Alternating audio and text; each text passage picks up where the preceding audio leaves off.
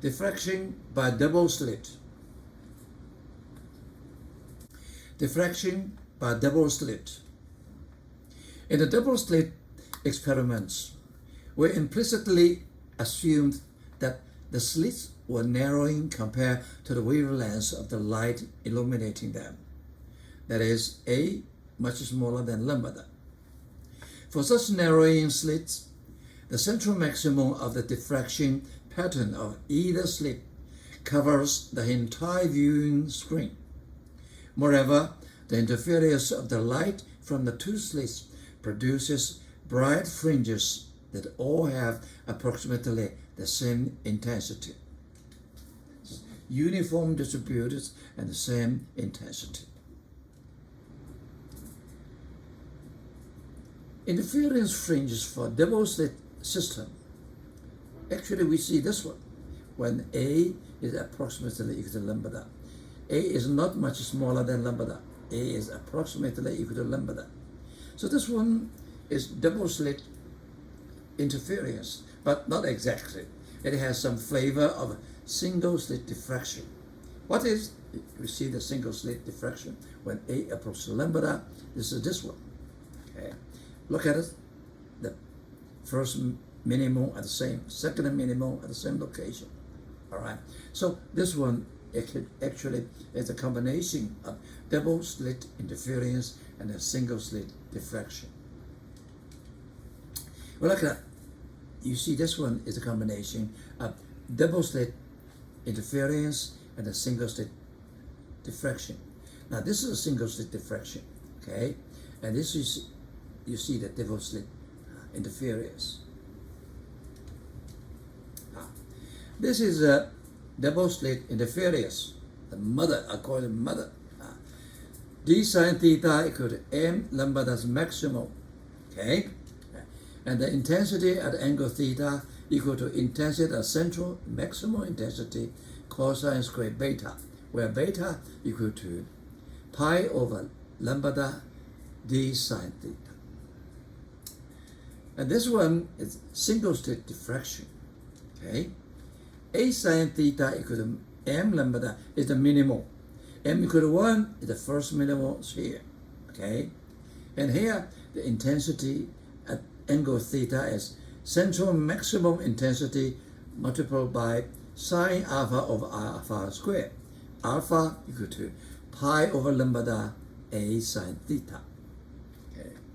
Unfortunately, this one we require A is much smaller than lambda. In practice, with visible light, however, the condition A much smaller lambda is often not met. So what we have the second generation. It looks like mommy, also looks like daddy. Okay, and this is the picture. It's combined with father and mother. Mother is two slit interference. Father is one slit diffraction.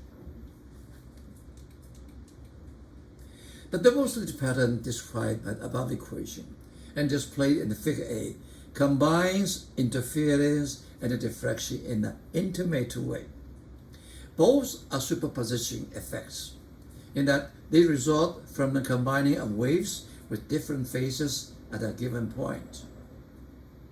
If the combining waves originating from a finite and usually small number of elementary coherent sources, as in the double slit experiment with A much smaller than lambda, we call the process interference. If the combining waves originating in a single wavefront, as in the single slit experiment, we call the process diffraction. This distinguish between interference and the diffraction, which is somewhat arbitrary and not always adhered to, is convenience one, but we should not forget that both are superposition effects, and usually both are present simultaneously, as in the figure 8. You see the sign of two slit interference and one slit diffraction. This is a one slit diffraction, and this is a two slit both diffraction and interference. This is what we do see. We see this is the picture. Okay, now, we write its intensity D equal to I central maximum cosine square beta and sine alpha over alpha 3. Okay, where beta equal to pi over lambda times d sine theta, and alpha equal to pi over lambda a sine theta. This is the diffraction and interference combination. Okay, we look at this one. Beta and alpha. This is the combination. Okay. Now let's see if it is a single slit. What does this mean? Single slit means that separation of two slits d equal to 0. The d equal to 0, the beta equal to 0. Beta equal to 0, cosine beta equal to 1. Okay. So this becomes I theta equal to sine alpha over alpha squared. This is a single slit diffraction. It is double slit interference. What does this mean? This means A is very narrow. A is very narrow. A is 0. A is 0, alpha is 0. Alpha is 0, sine alpha or alpha equal to 1. Okay.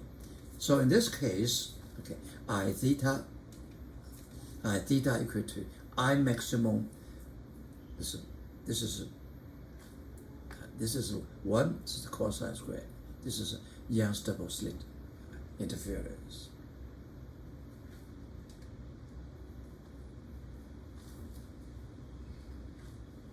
When light passes through two thin slits that are closely spaced and onto a screen, it produces an interference pattern of bright and dark spots. These slides have 3 such pairs of slits, each with a different separation. We'll pass a laser beam through each pair to show the resulting interference patterns. Here is the setup of laser, slits, and screen as seen from above. This is the pattern on the screen from a pair of slits separated by 0.62 millimeters. This is the pattern from a pair of slits separated by 0.26 millimeters. Note that the pattern is spread. Here is the pattern from a pair of slits separated by 0.09 millimeters. The pattern has spread even more. Sample. In a double slit experiment, the wavelength lambda of the light source is 405 nanometer. The split separation D is 19.44 millimeter, and the split width A is 4.050 millimeter.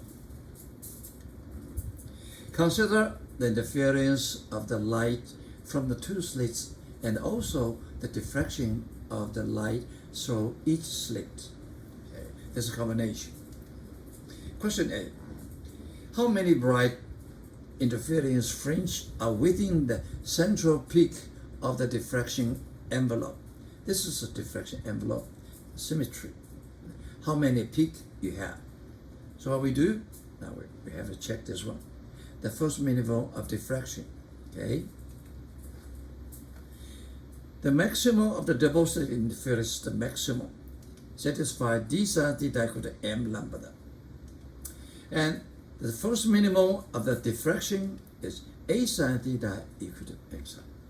Now there's the same angle, theta. The theta the same. So we divided this by this one. We cancel out the sine theta. We find that d over a equal to m. In our case, we put the d and a. D is 19.44 nanometer, a is 4.050 nanometer, so m equal to 4.8. What this means? What this means is at this first minimum position, for the double slit interference, we have 4.8 maximum. In other words, 1, 2, 3, 4. The number 5 is outside. At the center, you have a central.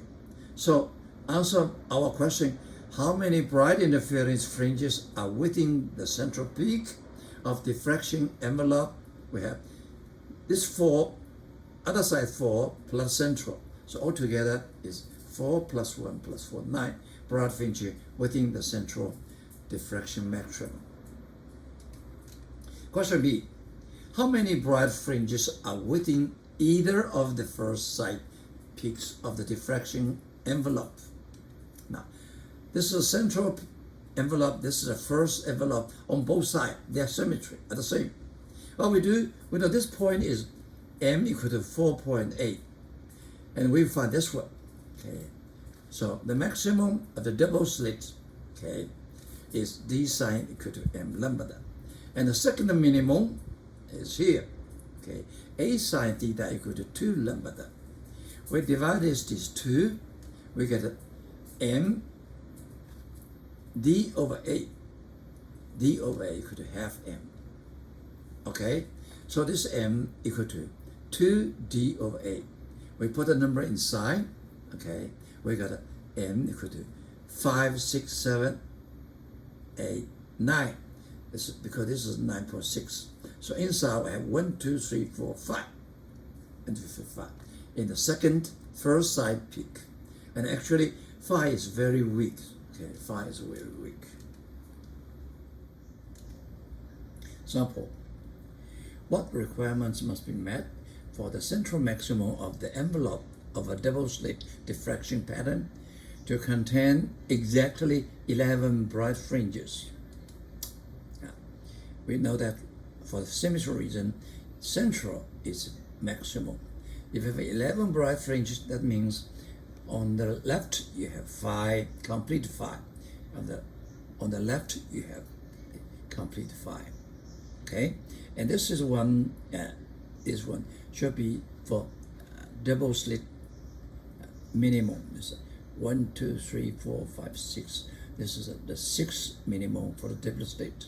Okay, so let me see that. For the minimum, this is m plus half.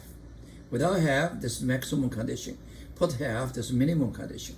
Okay, okay, and you look at this one, single slit diffraction. Here is the first minimum. So this is the first minimum. This theta equal to this theta. It's the sixth minimum of the double slit overlap with the first minimum of single slit. Okay, so we divided each other. The same theta will cancel out. The d over a equal to m plus half. And here we know that one, this m equal to 5, because all completely 11. This is 5, 1, 5, 11. So m equal to 5. We put this one inside, we get d. Okay, d equal 5.58. Okay, there's a separation between the two slits. It's 5.58.